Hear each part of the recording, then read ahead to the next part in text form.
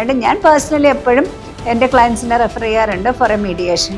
അതെന്ന് വെച്ച് കഴിഞ്ഞാൽ നമുക്ക് അങ്ങോട്ടും ഇങ്ങോട്ടുമുള്ള ലിറ്റിഗേഷൻസും സാമ്പത്തിക ലാഭവും സമയ ലാഭവും മീഡിയേഷനിലൂടെ നമുക്ക് തീർക്കാൻ പറ്റും. നിർബന്ധമായിട്ട് മീഡിയേഷൻ പങ്കെടുക്കണമെന്നില്ല കേട്ടോ.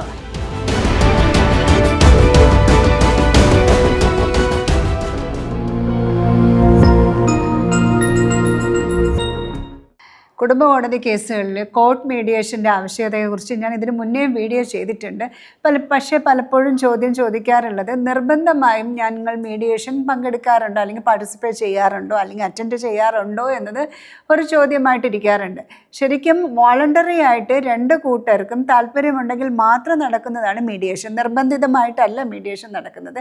പക്ഷേ മിക്കപ്പോഴും കോടതിയാണെങ്കിലും അഡ്വക്കേറ്റ്സ് ആണെങ്കിലും സജസ്റ്റ് ചെയ്യാറുണ്ട് നിങ്ങൾ മീഡിയേഷൻ അറ്റൻഡ് ചെയ്യാൻ. എന്താണ് മീഡിയേഷൻ? അല്ലെങ്കിൽ മീഡിയേഷൻ എന്ന് പറയുമ്പോഴേക്കും എന്തെങ്കിലും ഒരു തോൽവിയുണ്ടോ അല്ലെങ്കിൽ ആരെങ്കിലും ഫോഴ്സ്ഫുള്ളി നമ്മളെ കൊണ്ട് തെറ്റിദ്ധരിപ്പിച്ച് ഒരു മീഡിയേഷൻ റിപ്പോർട്ടിൽ ഒപ്പിടുകയാണോ? അങ്ങനെ ഒരിക്കലുമില്ല. മീഡിയേഷൻ എന്ന് പറയുന്നത് ഒരു ഒത്തുതീർപ്പ് ചർച്ചയാണ്, ഒരു സെറ്റിൽമെൻറ്റ് ടോക്കാണ് നടക്കുന്നത്. അവിടെ വിജയവുമോ തോൽവിയോ ഇല്ല. രണ്ട് കൂട്ടരും അവരുടെ പ്രശ്നങ്ങളുടെ ഒരു പരിഹാരമായിട്ട് അവർ ഒത്തുതീർപ്പിലേക്ക് എത്തുന്നതാണ് മീഡിയേഷൻ എന്ന് പറയുന്നത്. അത് മീഡിയേറ്റർ ഉണ്ടാവും, അഡ്വക്കേറ്റ്സ്, രണ്ടുപേരുടെ അഡ്വക്കേറ്റ്സ് ഉണ്ടാവും. രണ്ടുപേരുടെ പാർട്ടീസ് സംസാരിച്ചിട്ട് അവർ മീഡിയേറ്റ് പല പല വ്യവസ്ഥകൾ പ്രകാരം ഒരു ദിവസം കൊണ്ടൊന്നും അല്ല, മിക്കപ്പോഴും ഒരു 3 സിറ്റിങ്ങോടുകൂടെ മീഡിയേഷൻ പോകാറുണ്ട്, 3-ലും കൂടുതൽ ഉണ്ടാവാറുമുണ്ട്. അപ്പോൾ മീഡിയേഷൻ എത്തുന്ന സമയത്ത് എല്ലാ പ്രശ്നങ്ങൾക്കും ഒരു പരിഹാരമായിട്ട് രണ്ട് കൂട്ടരും സമ്മതിച്ച് ഒരു റിപ്പോർട്ട് എഴുതുന്നതാണ് മീഡിയേഷൻ റിപ്പോർട്ട് എന്ന് പറയുന്നത്. അത് നിർബന്ധമായിട്ടും മീഡിയേഷൻ പങ്കെടുക്കണം അല്ലെങ്കിൽ മീഡിയേഷൻ അറ്റൻഡ് ചെയ്തിട്ടുണ്ടാവണം നിർബന്ധമില്ല.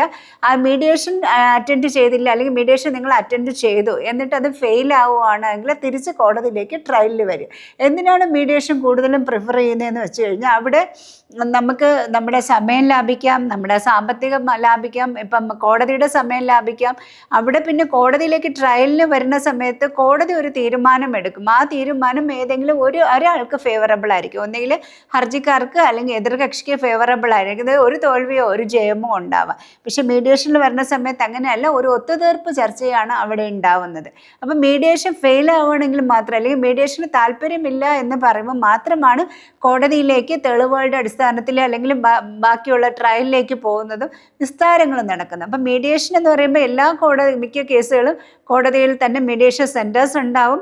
കൗൺസിലിംഗ് ഫെയിൽ ആകുമ്പോൾ, അതായത് നമ്മളൊരു ഫാമിലി കോടതി കേസിൻ്റെ പ്രൊസീജിയർ പറയുകയാണെങ്കിൽ ആദ്യം നമ്മൾ കേസ് ഫയൽ ചെയ്യുമ്പോൾ ഒരു OP നമ്പർ കിട്ടും. അത് കഴിഞ്ഞ് എതിർഭാഗത്തിന് നോട്ടീസ് അയച്ച് വരാൻ വേണ്ടി റിട്ടേൺ ഓഫ് സമൻസ് വയ്ക്കും. അവർ ഹാജരായി കഴിഞ്ഞ് എതിർഭാഗവും ഹാജരായി കഴിഞ്ഞാൽ ആദ്യം ഒരു കൗൺസിലിങ്ങിനായിരിക്കും പോകുന്നത്. കൗൺസിലിംഗ് എന്ന് വെച്ചാൽ എന്തെങ്കിലും റീകൺസിലേഷൻ ടോക്ക് ഉണ്ടോ അല്ലെങ്കിൽ അവിടെ തന്നെ ഒരു സെറ്റിൽമെൻറ്റിന് പറ്റുമോ എന്ന് നോക്കും. കൗൺസിലിംഗ് ഫെയിൽ ആവുകയാണെങ്കിലാണ് മീഡിയേറ്റേഴ്സ് വരുന്നത്. കൗൺസിലിങ്ങിന് മിക്കപ്പോഴും അഡ്വക്കേറ്റ്സിൻ്റെ എൻട്രി ഉണ്ടാവാറില്ല, അത് പ്രൊമോട്ട് ചെയ്യാറില്ല. കക്ഷികൾ തമ്മിൽ സംസാരിച്ച് തന്നെയാണ് അതിനകത്തൊരു തീരുമാനം എടുക്കുന്നത്. മീഡിയേഷനിലേക്ക് വരുന്ന സമയത്ത് അവിടെ അഡ്വക്കേറ്റ്സിൻ്റെ പ്രസൻസ്, ഇപ്പോൾ നിങ്ങൾ ഹർജി ഭാഗമാണെങ്കിൽ ഹർജി ഭാഗം അഡ്വക്കേറ്റ് ഉണ്ടാവും, എതിർകക്ഷിയുടെ അഡ്വക്കേറ്റ്സ് ഉണ്ടാവും.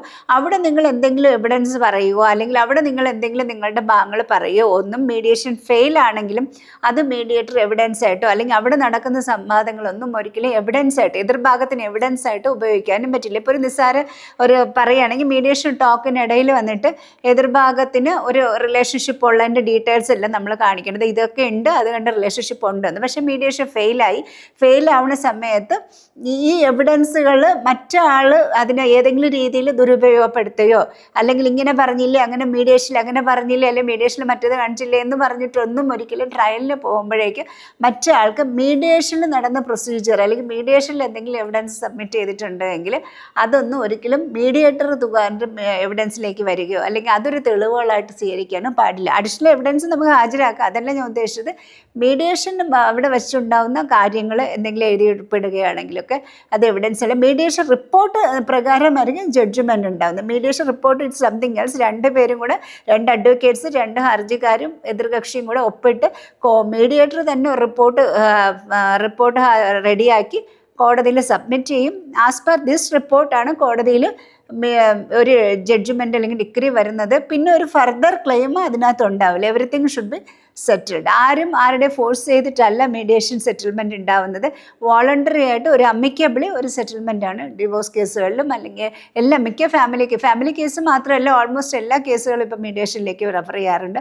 I M in the family court. So അത് ഫാമിലി കോടതിയിലെ കേസുകളെല്ലാം എപ്പോഴും കുട്ടികളുടെ കസ്റ്റഡി, റിക്കവറി അല്ലെങ്കിൽ അങ്ങോട്ടും ഇങ്ങോട്ടും കൊടുക്കൽ വാങ്ങലുകൾ, ബന്ധം വേർപെടുത്തുന്നത്, ഇതെല്ലാം ഒരു മീഡിയേഷനിൽ തന്നെ മിക്കപ്പോഴും സെറ്റിൽ ചെയ്യാറുണ്ട്. അതുകൊണ്ട് ഞാൻ പേഴ്സണലി എപ്പോഴും എൻ്റെ ക്ലയൻസിനെ റെഫർ ചെയ്യാറുണ്ട് ഫോർ എ മീഡിയേഷൻ.